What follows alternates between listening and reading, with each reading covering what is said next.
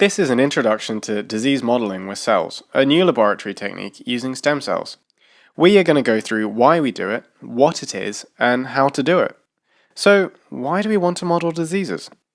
In order to be able to cure diseases, it's vital we understand the cause of the illness.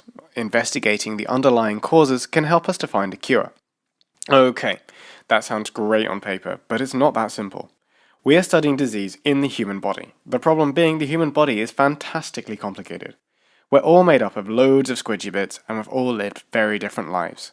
This presents a huge challenge in studying the cause of disease and also how to treat them. It might be easier to explain with an example. Let's take an average person. Now, he gets sick, then he gets really sick. But what made him sick? Was it bad luck? A bad diet? Maybe too much junk food?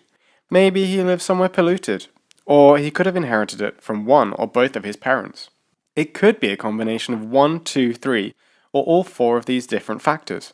This means we don't even know the cause, and not knowing the cause means we don't know where to look. It leaves us with a wealth of questions and uncertainties. A big problem facing research today is one of lack of supply. What if there's only one patient who's sick in this way?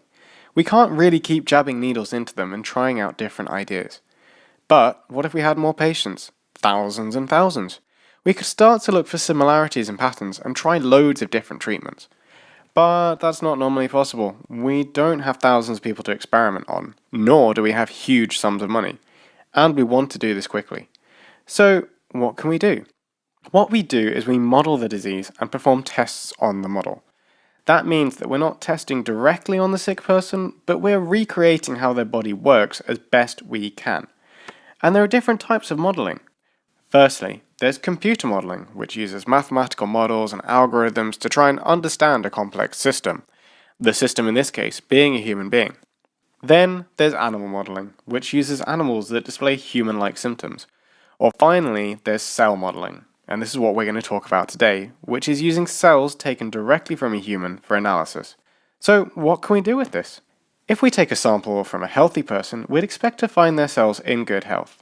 From someone who's sick, then there could well be a difference in some or all of the cells of the patient, and this difference might have clues to the illness. Now, with that sick cell, we can take it into a laboratory and multiply it thousands and thousands of times. It's a bit like having thousands and thousands of patients. And this is where it becomes modeling. We're no longer directly assessing our patients. Instead, there's a system that can be experimented on.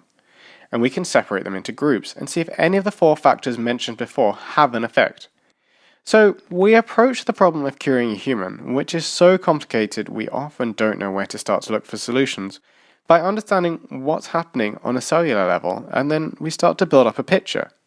Disease modeling is making huge discoveries and getting better and more refined daily, but it also minimizes the risks and uncertainties when it comes to testing on humans.